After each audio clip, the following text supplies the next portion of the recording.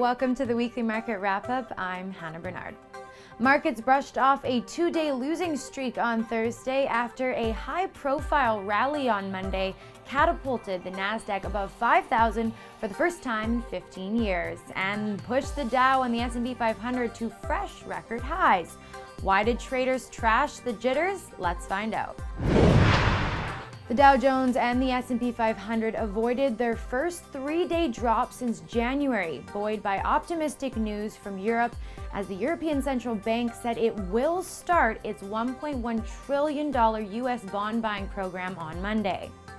The Dow Jones Industrial Average sprouted 39 points on Thursday to close at 18,135. The S&P 500 also added to the board, although a minor gain of just 2.5 points to close at 2,101, and the Nasdaq inching its way back to the all-important psychological mark of 5,000, which it hit on Monday for the first time since the tech bubble of 2000.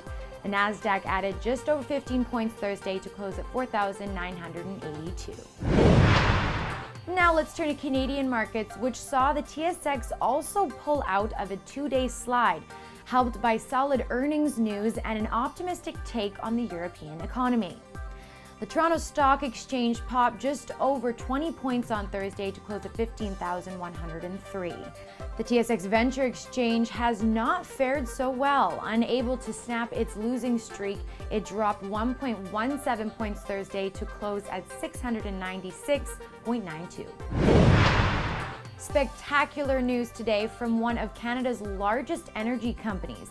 Canadian Natural Resources said it almost tripled its profit in the fourth quarter to just under $1.2 billion, or $1.09 a diluted share. This despite the collapse in oil prices, which are down 50% from the highs of summer. Canadian Natural, which is an oil and gas exploration, development, and production company headquartered in Calgary, said it is raising its quarterly dividend by half of a cent to 23 cents per share. Shares popped $1.86 to close at $38.64 on Thursday. Meanwhile, the company also announced a further $150 million cut in capital spending plans for 2015 and said senior management would take a 10% pay cut in the face of low oil prices and decreased spending. Troubling news out of China this week as it signals a new normal. The Asian giant plans to run its biggest budget deficit since the global financial crisis, stepping up spending in 2015 to combat its lowest rate of growth in a quarter of a century. The growth target for this year is pegged at 7%, below the 7.5% goal that was narrowly missed in 2014. China's top policymakers are grappling to sustain an economy weighed down by a cooling property market, high debt levels, and excess factory capacity. Now to winners and losers in our picks for the week. The winner for this week is American Eagle Outfitters Inc., ticker symbol AEO. Shares in the teen-focused clothing retailer surged 7.7% on Wednesday after a stronger-than-expected earnings report showed the company has halted a decline in sales, which has lasted 7 straight quarters. Sales turned positive in January, a trend that analysts expect to continue. American Eagle is in a pitched battle with Abercrombie & Fitch Co. to regain favor with teens who have abandoned them for the likes of Forever 21. It looks like American Eagle is making some headway while Abercrombie is failing. Its stock was battered this week, plunging 16% to its lowest level in at least 5 years.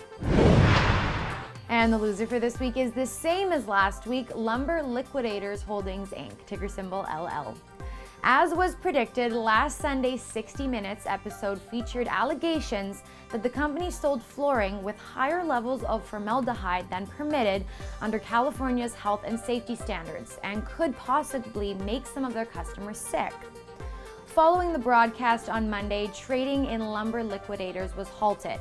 After the stop was lifted, shares in the embattled company were smashed, dropping nearly $20 per share this week.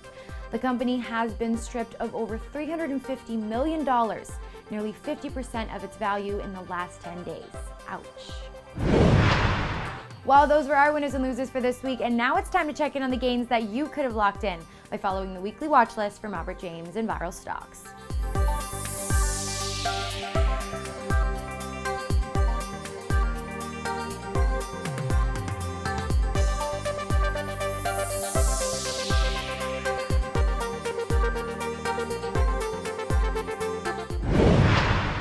Okay, that's enough about this week. Now let's turn to Baystreet.ca's look at the week ahead and the snapshot of what analysts are forecasting for companies whose earnings reports are coming out next week. Here are 3 U.S. stocks to watch. First up on Tuesday is Barnes & Noble Inc. with an EPS forecast of $1.19 compared to 86 cents in the prior year quarter. This week, the bookseller launched a new free Nook reading app for Android smartphones and tablets, supporting its Read Everywhere strategy. Next up on Wednesday is Krispy Kreme Donuts Inc. with an EPS forecast of 17 cents compared to 12 cents in the prior year quarter. Finally, on Thursday is Clear One Inc. with an EPS forecast of 22 cents compared to 19 cents in the prior year quarter. And now here are 3 Canadian stocks to watch next week. First up on Monday is Tourmaline Oil Corp. with an EPS forecast of 29 cents compared to 26 cents in the prior year quarter.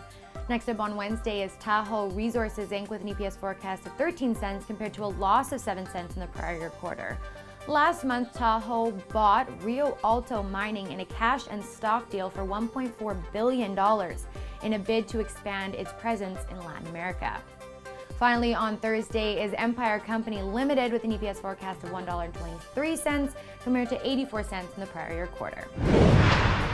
And that wraps it up. Thanks again so much for joining us for another weekly market wrap-up. Before you head out for the weekend, make sure to subscribe to our YouTube channel or podcast on iTunes and find us on Facebook and on Twitter. For Viral Network News and Baystreet.ca, I'm Hannah Bernard.